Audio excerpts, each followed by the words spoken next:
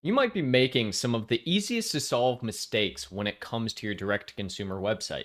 My name is Noah Wickham, and we're going to dive into four of the biggest mistakes that I commonly see across all sorts of different sites. Whether you are on Shopify, WooCommerce, BigCommerce, does not matter. This is pertaining to direct to consumer in general. So, what is the number one mistake that I see people have? And that is getting too overzealous with content on the page, causing poor loading times. You typically have between 1 and 3 seconds to fully capture someone onto your website and your page to actually have them start going down the funnel of purchasing. This is just a super common thing that people very often than not don't realize. If your site is taking even an extra half a second to load, that might be enough to make someone click out and no longer become a potential conversion. So, what's one area you can do with this? You can very easily come to something like this, PageSpeed Insights. You can actually diagnose and see what the loading performance is, what your accessibility is, your best practices, and then SEO. So you can actually see where your performance is coming from or lack thereof when it comes to a loading speed as well. So this is definitely one of the areas that I initially want everyone to always go for. You can also see what each area will take to load as well. This is super informative when you're looking at any kind of website, especially one where you are trying to target people to go down a funnel to actually purchase products. I would also do this not only just for your site in general, but also for specific landing pages that you are building and targeting via advertising, which brings me to point number two that I see very often, and that is sites that have a very bad mobile experience. It is no doubt that we are in the world of smartphones at this point in time, and everyone has one that they are constantly scrolling on, constantly doing something on, and usually also purchasing on. And so that is one of the reasons why people need to really optimize their sites for a mobile friendly experience. And that includes load times, UX, everything in between.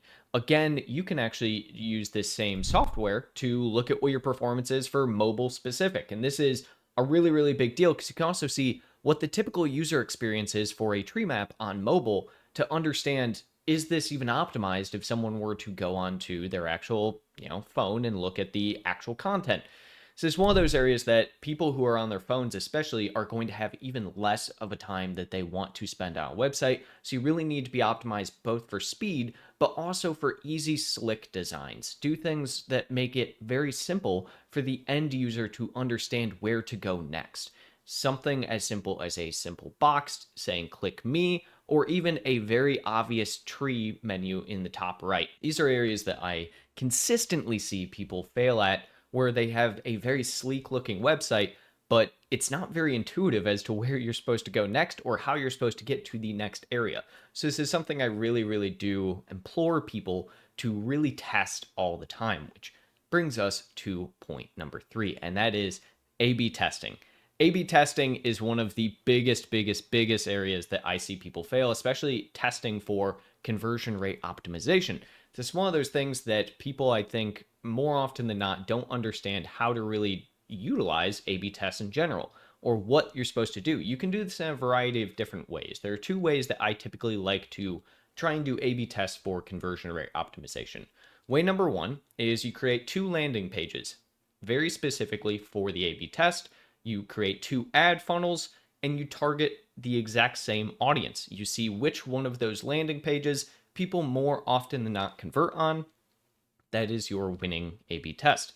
Now, the secondary aspect of this, if you don't want to have to go down the route, you want really quick action and you really just want to understand what design elements people like, what they like seeing versus actually trying to optimize for your conversion rate, that would be to do something very simple, such as using a pick-through test. We even do this for our own website and our own homepage at times, where we'll throw up a couple of different options. Now, for best practices with A/B testing, you should not use three separate ones. You should always only test one element at a time. So for this instance, we did do three, but instead what you might want to do is, for instance, we changed the look of Steven, our founder, over here. We changed him over here as well, but everything is fairly the same across the board. The only other thing is this down at the bottom. So you should always test only one element at a time when you're trying to truly A/B test for conversion rate optimization, but you can do it in those two capacities, make it exceptionally easy for the end consumer to decide which one they like more. And at the end of the day,